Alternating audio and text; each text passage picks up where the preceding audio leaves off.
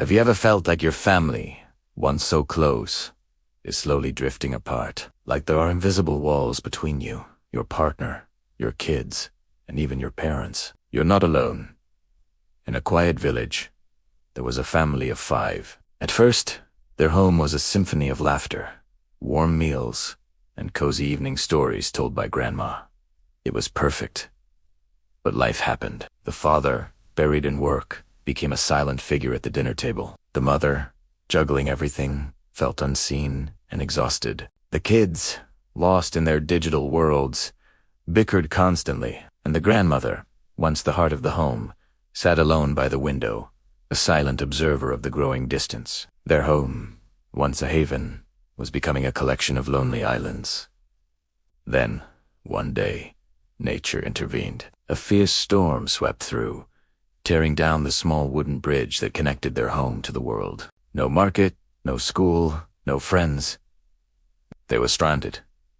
Immediately, the blame game started. You should have fixed it sooner. You never reminded me. Why should we help? It's not our fault. The anger and frustration that had been simmering for months finally boiled over. They were stuck, not just physically, but emotionally. They soon realized that pointing fingers wouldn't rebuild the bridge. If they wanted to reconnect with the world, they first had to reconnect with each other. Their survival depended on it, and so their journey to rebuild began, not just with wood and nails, but with something far more important: their relationships. Their first step was the hardest. They gathered in a circle, and for the first time in a long time, they just listened. No interruptions. No judgments, just pure, honest listening. The children admitted they had been selfish, ignoring their chores and each other. The parents confessed they had let the stress of life overshadow their love and connection. In that circle of vulnerability, forgiveness bloomed. It was the first plank laid for their new bridge. This simple act of listening is the foundation of any strong family. It's about creating a safe space where everyone feels heard and valued. How often do we truly listen to our loved ones without already planning our response? With the air cleared, they moved to the second step: sharing responsibilities.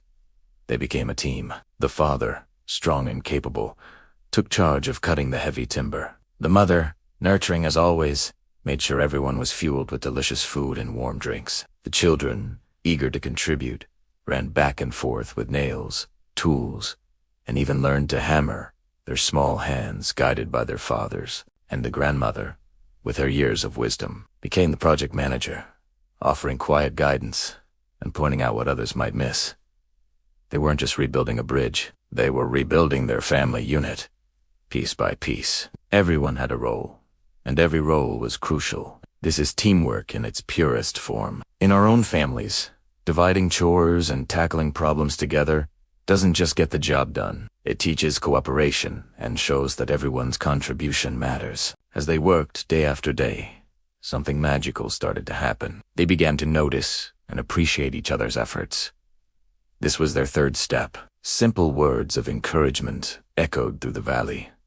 "Wow, you hammered that nail perfectly. Mom, this is the best lunch you've ever made. I'm so proud of you for helping out today." These weren't grand gestures, just small acknowledgments, but they were like sunlight after the rain. They watered the seeds of self-worth and made everyone feel seen and valued. Praising each other's contributions, no matter how small, builds a culture of gratitude and respect. It turns a house into a home where everyone feels like a hero in their own small way. The work was hard, but they discovered a fourth, crucial element: creating joyful moments.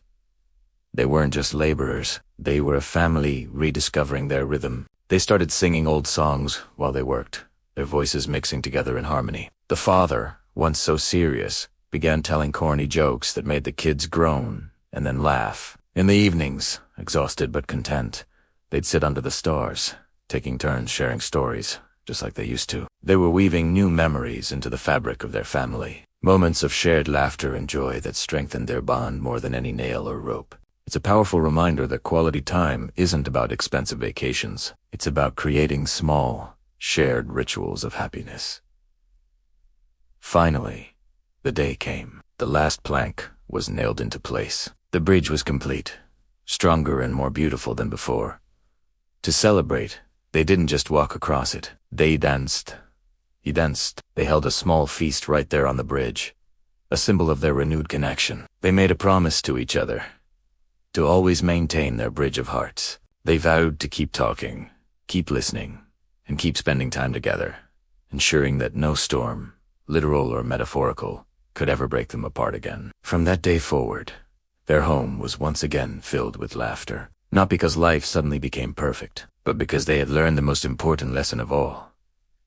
True family bonding isn't about avoiding problems. It's about building bridges to overcome them, together. This story isn't just a fairy tale, it's a practical guide. The family's journey shows us the exact steps we can take to strengthen our own family bonds.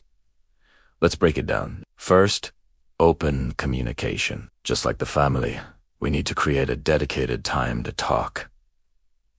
Maybe a weekly family meeting. The key is to listen without judgment and always speak with kindness. Second, share responsibilities. Divide household tasks fairly. When a problem arises, frame it as us versus the problem, not you versus me.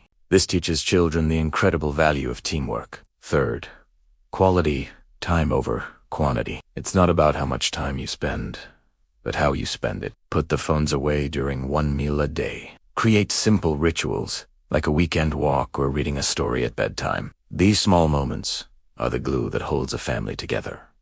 Fourth, appreciate and encourage. Make thank you the most used phrase in your home. Celebrate everything, from a good grade on a test to finally cleaning out the garage. Positive reinforcement builds confidence and a supportive atmosphere. Fifth, resolve conflicts calmly. This is a tough one. The secret is to pause before you react.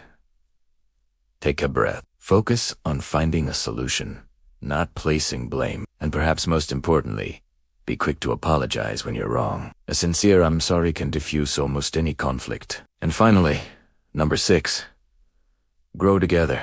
Find a shared hobby. Learn a new skill as a family, whether it's cooking a new cuisine, planting a garden, or even trying meditation. Support each other's individual dreams and goals. A family that learns and grows together stays together. These 6 steps: open communication, shared responsibility, quality time, appreciation, calm conflict resolution, and growing together are the planks and nails for your own family's bridge of hearts. It's not about being a perfect family. It's about being a connected family, one that can weather any storm. It's about building bridges, not walls.